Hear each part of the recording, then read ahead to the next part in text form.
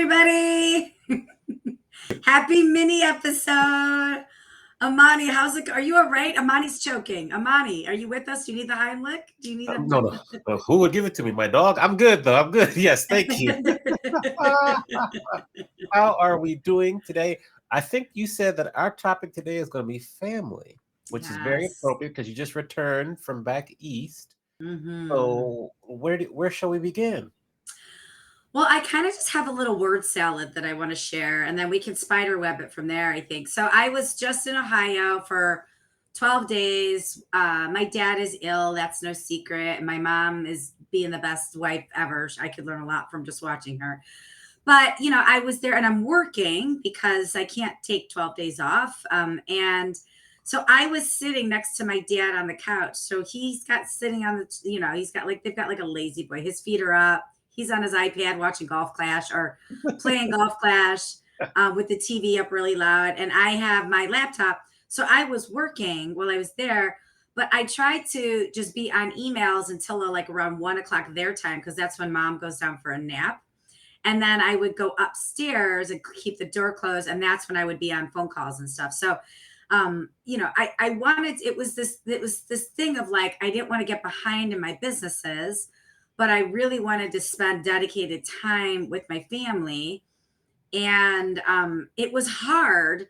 It wasn't hard to be with my family because my family's great, but the time management of it was hard. And so when we were talking about the mini for today, it just got me thinking about all the working parents that are out there that are balancing, like there's a kid at home, or just the heroic effort of waking up and getting kids fed and out the door by 8 a.m. and then going to work and switching their hats. And if you don't have kids like me too, it's still about like, when do you switch it on? When do you switch it off? Like when do I turn into a wife and a dog mom at the end of the day? So I think there's a lot to talk about with just family, like being with family, prioritizing being with family, setting boundaries with work and family, all of that. So that's really on my mind because I just experienced that for the last 12 days. Yeah. Well, so then how did you, since you mentioned boundaries, what do you That's do? your favorite. That's your favorite thing in But it's, 2024. it's it's also very timely for all of us, and many people can Yeah. relate. How do Yeah. you like set boundaries with your family, and how do you set boundaries with your work so it's not interfering with family time? Yeah. So, I think, not excluding this past 10 days or 12 days or so, with my husband, what we try and do, like when I got back last night, what we try and do on Sundays is just let each other know what's going on in the week. So, for example, I'm like, hey, I've got like 8 speaking gigs between now and the beginning of April. And my HPM business is really busy. So, I'm probably going to be working some late nights. And this morning we went on a beach walk and I was like, as soon as we get back, I've got to unpack, I got to unpack, meal prep, put things in the laundry, and I got a call at 8 a.m. right away. So I think it's just a matter of just communicating really clearly, like those times that are really busy.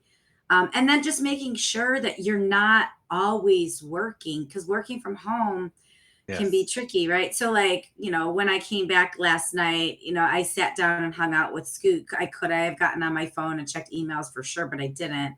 So I think it's really important, one, to communicate when you're going to be really unusually busy. And two, it's really important to have an off switch because if you don't have an off switch, then you're not making your family a priority. And for me, my husband and my dog are everything. That's very important. So I think just that balance between the two. Now, what if you what do you do? Oh, sorry. well, what do I do? It's just me here, then the dogs. Yeah, but you've got a network of friends, and you've Right. got friends that are like family, and you Yes. want to be Chosen available family, to we call them. it. And yeah, Chosen your family. chosen family. Yeah. I will I've really, especially the past few years, made it a focus. Like, if we have friends that are in town, I'll definitely try to do what I can to see them in person. A good example would be last week. I had one of my closest friends. I've known him since we were 7 years old, and Hmm. him and his family were coming to Palm Springs. So I set up my schedule. So, okay, I'm going to drive from Vegas to Palm Springs to spend some time with them that night and then the next morning and then come back. Just because it had been since last April since we had seen each other. And it's really important, I think, if you have the chance to see them in person, try to make that extra Mhm. effort to go and visit because unfortunately, you never know what can happen and things get complicated. They could move further away. They live in New York, but you just never know. And it's always good just to be, and this is the kind of friend where we just sitting there, just talking. It could have been silent for 15, 20 minutes, just chilling, but just to be in their presence, I think can really refill your cup. So that's what I do. I'm trying to do a better job of maybe Sundays, like trying to call or text people I haven't talked to in a while, try to get some on Mm. the phone just to talk to people.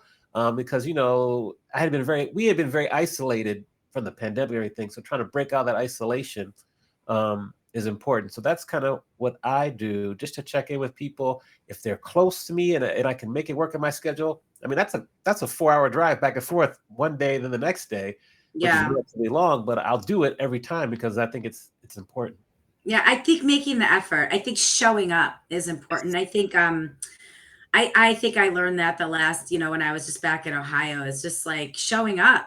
Showing up matters. It's my mom's 75th birthday, and we asked some friends and family to write a letter for her. And it wasn't an obligation. Like, do it if you can, and you don't. But like, my best friend in San Diego wrote my mom a letter. Like, I'll remember that, right? Like one of my buddies that I've had a long, long time wrote my mom a poem.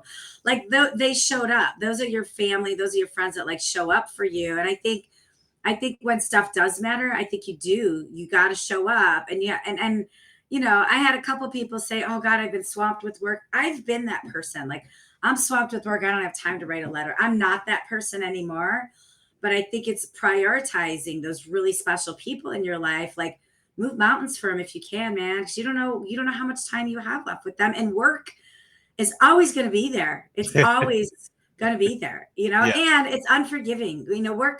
Work isn't going to forgive you. That reminds me of something though, because we talked about setting boundaries with like your business or with your partner.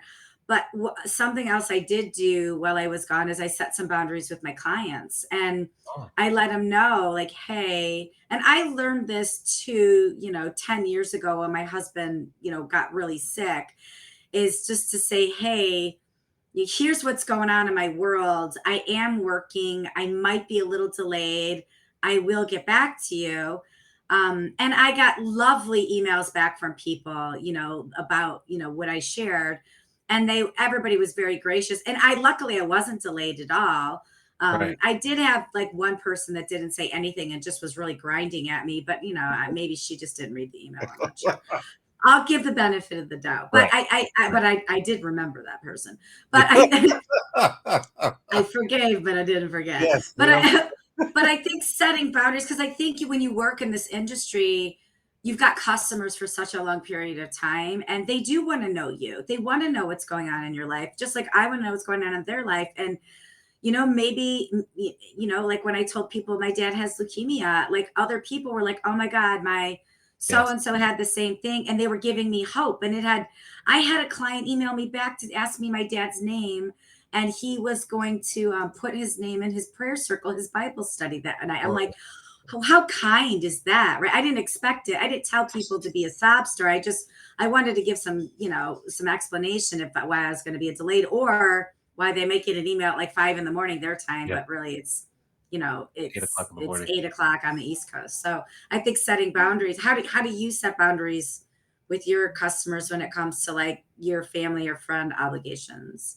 Well, I have to compliment you because you do a great job of communicating and being very specific and consistent. I do not do a good job of that. I need to learn. I'm going to learn from you because you Oh, do a good. very exemplary job, and that's another area of opportunity for me to improve on. But I think I'll get better, and I think I've learned from you subconsciously or implicitly. I'm not sure what the proper word is. That don't kind of communicate in fear. Like the right customers will be there for you, and they will understand and support you. So you don't have to fear that if you communicate with this customer, maybe they'll go find someone else. Like don't you have to continue to not live in fear. So that's what I've learned from you subconsciously or whatever, and the communicating effectively. Also, I wanted to also ask you, um, for people who maybe what was my question? It was about for people who maybe are not good at, it was not saying no. It was something else I was going to ask you about. But I'll remember.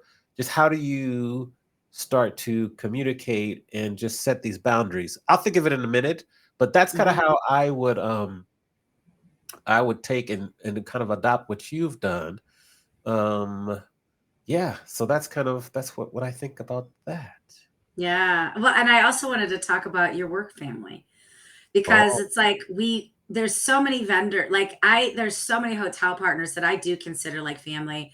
There's so many clients I consider like family. And I also think there's a matter of taking care of them, you know.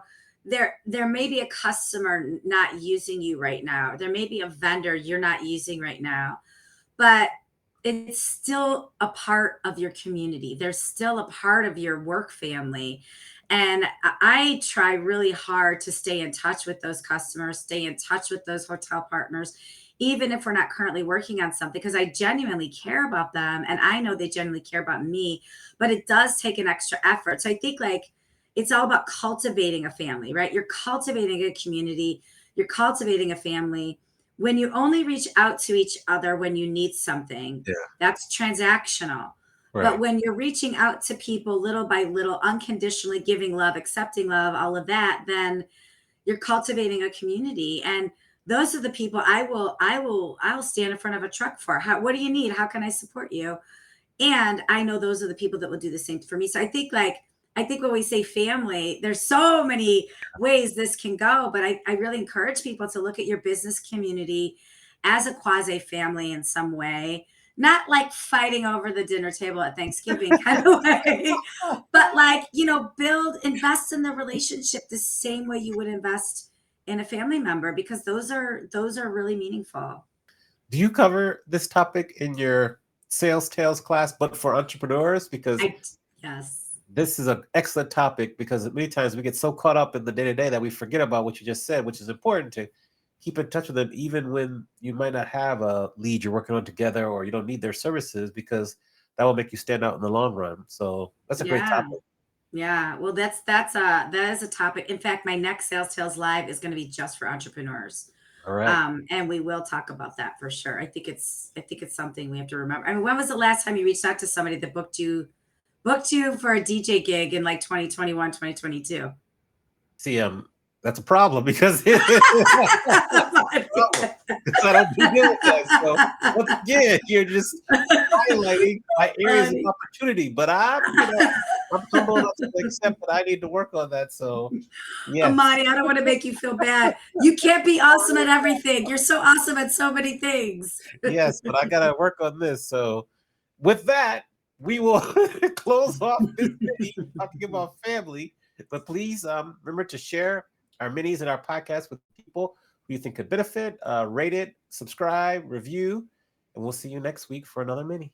Take care, See you everyone. next week. Don't forget your family. Hug your family. Yes, twice.